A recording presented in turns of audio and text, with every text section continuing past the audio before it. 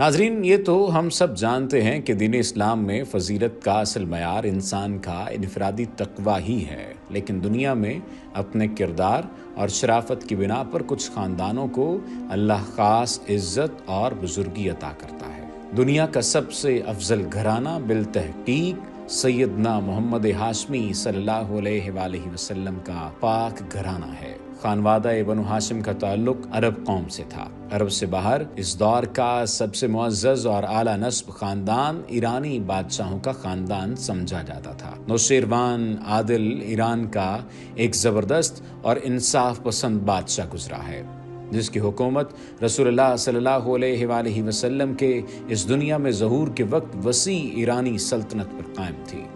مسلمانوں نے ایران فتح کیا تو اس ملک کے شاہی خاندان کی ایک اعلیٰ نسب شہزادی کو مدینہ منورہ لایا گیا۔ مدینہ میں حسنین کریمین سے اعلیٰ نسب جوان اور کوئی نہ تھے، چنانچہ اس شہزادی کا نکاح امام حسین علیہ السلام سے کر دیا گیا۔ اس نیک بخت اور نیک سیرت مخدومہ کو تاریخ شہزادی شہربانوں کے نام سے یاد کرتی ہے۔ عرب کے سب سے افضل اور متقی شہزادے اور عجم کی سب سے اعلیٰ نسب شہزادی کے اس مبارک نکاح سے مولا امیر المومنین علی علیہ السلام کے مبارک دور حکومت میں جس نوری فرزند کا ظہور ہوا، وہ باپ اور ماں دونوں کی طرف سے دنیا کا سب سے اعلیٰ نسب انسان بھی تھا اور تقویٰ اور پرہیزگاری میں بھی معراج پر پہنچا۔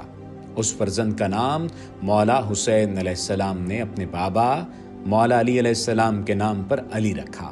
سیدنا و مولانا علی بن حسین علیہ السلام کو دنیا سید الساجدین اور زین العابدین کے نام سے جانتی ہے، اور شیعان حیدر کرار انہیں اپنا چوتھا امام مانتے ہیں۔ روایات میں منقول ہے کہ امام زین العابدین علیہ السلام اپنی کم عمری میں ایک روز بیمار ہوئے۔ حضرت امام حسین علیہ السلام نے فرمایا، بیٹا اب تمہاری طبیعت کیسی ہے اور تم کوئی چیز چاہتے ہو تو بیان کرو تاکہ میں تمہاری خواہش کے مطابق اسے فراہم کرنے کی صحیح کروں۔ امام المتقین امام سجاد علیہ السلام نے عرض کی کہ بابا جان، اب خدا کے فضل سے اچھا ہوں، میری خواہش صرف یہ ہے کہ خداوند عالم میرا شمار ان لوگوں میں کرے جو پروردگار عالم کے قضاء و قدر کے خلاف کوئی خواہش نہیں رکھتے۔ یہ سن کر امام حسین علیہ السلام خوب مسرور ہو گئے اور فرمانے لگے، بیٹا تم نے بڑا مسرت افزا اور معرفت خیز جواب دیا ہے۔ تمہارا جواب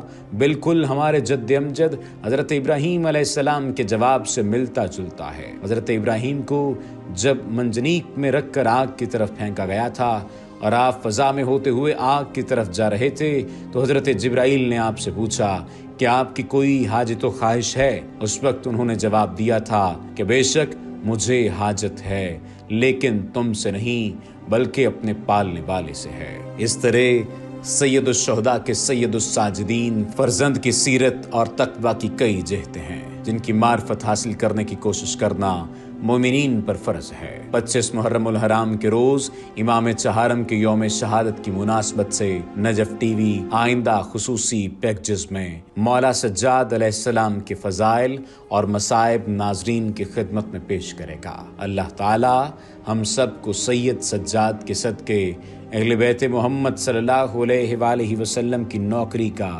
شرف عطا فرمائے۔